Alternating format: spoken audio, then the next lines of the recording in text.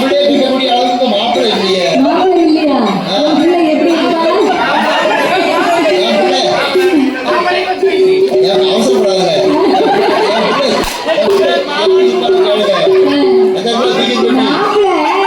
மாப்பிள்ளை ரெடியா இருக்காரு.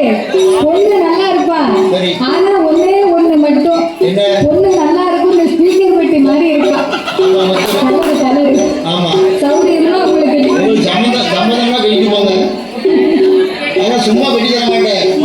50 நகை ஒண்ணு பொண்ணு நீங்க பொண்ணு கேட்டவா 50 நகை போட்டீங்கன்னா கட்டி போங்க. ஆனா பொண்ணுங்க கட்டி கொடுத்தாங்கன்னா அடிக்கடி